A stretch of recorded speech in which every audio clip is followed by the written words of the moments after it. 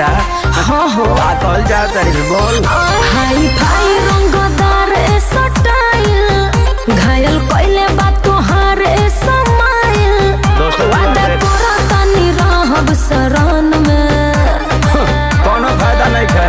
एगो लड़की बसल बिया मन में जवन संगे पढ़ेले ट्यूशन में हमर भाई होई गोली ओकरे कोन में जवन संगे पढ़ेले ट्यूशन में। समझ में आइल? पागल भइल बड़ा का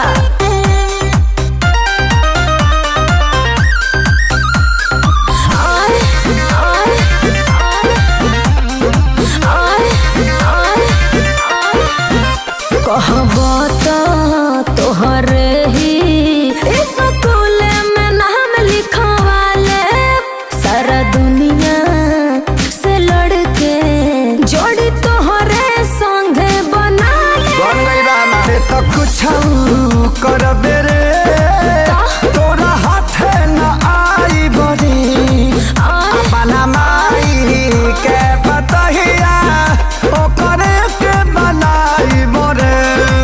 खर्चा से अपना घुमाइब लंदन में सोना हो एगो लड़की बसल बिया मन में जवन संगे पढ़ेले ट्यूशन में ओकरे संगे शादी होई ना दगनी जमे लड़की पढ़ेले ट्यूशन में। आई हो दादा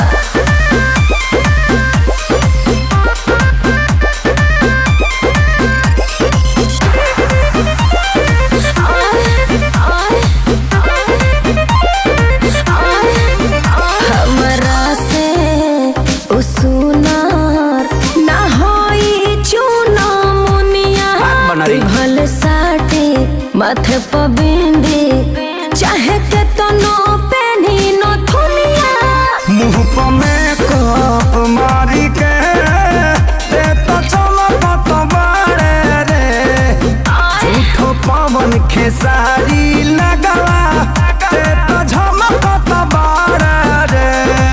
आ फांसी डाल बोढ़नी से गरदन में फसाइबे का?